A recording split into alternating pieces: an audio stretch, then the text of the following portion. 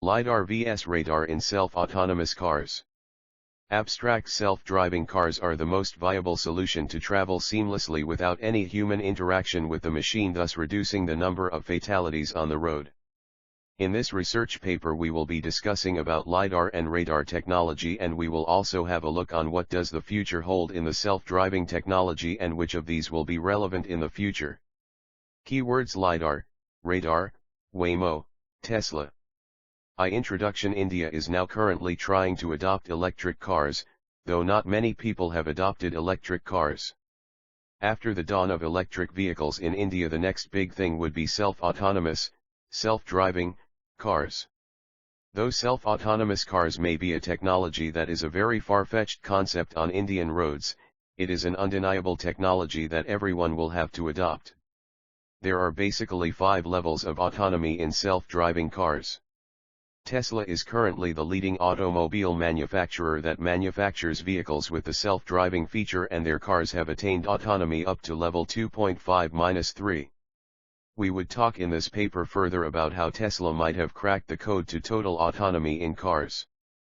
In this paper we will be discussing about the most controversial topic related to self-autonomous, self-driving cars. A brief introduction to Lidar and radar will be given. We will be trying to understand the advantages and disadvantages of each of the two devices. I will also be giving my views on which technology might lead self-autonomous cars into its eternal glory. 2. Introduction to Lidar technology. Lidar is an acronym of light detecting and ranging. Lidar is basically used to determine distances between two objects by using lasers. This is a technology that is widely used in airplanes, forestry, agricultural mapping and river surveys. Lidar used in self-driving vehicles is mounted on the top of vehicles, and it rotates at high speed about these vehicles and emits laser beams that hit the obstacles around it, thus giving the vehicle a good image of the obstacles in its environment. Time taken by the laser to reach back to the device can be used to determine the shape, depth, and distance of the obstacles around the car. 3. Advantage of Lidar. 1. Image processing in Lidar is better than radar. This image gives a clear view of how a processed image looks in Lidar vs radar. This is a point that gives Lidar an advantage over radar. The reason for image processing being better in Lidar is because Lidar uses lasers in image processing, which is at a much lower wavelength than radar, thus providing exquisite and detailed images. 2. Lidar uses high-speed light waves and lasers, thus they provide accurate data. 4. Disadvantages of Lidar. 1. Lidar may get fooled by fake echoes that would make it show near objects as far objects and vice versa. 2. 1 transceiver and 2 pulse generators can create multiple copies of Lidar signals and send them to the receiver, which makes the device see non-existent objects. 3. It is found to be difficult to use Lidar in rain, snow, and fog. But we will be discussing a recent study that proves this point false. How can Lidar function properly in snow and rain? Solution 1, the Ford solution. Ford has been testing its self-autonomous cars for a long time. These cars mainly rely on Lidar system, and therefore they face the problem that every car manufacturer that uses Lidar face, that is, with the Lidar being useless in snow and rain.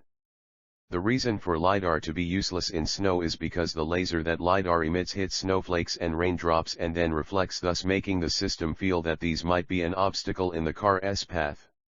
So, the solution devised by Ford was when a laser goes through the rain or snow, part of it will hit a raindrop or snowflake, and the other part will likely be diverted towards the ground. The algorithm, by listening to the echoes from the diverted lasers, will build up a picture of the ground plane as a result.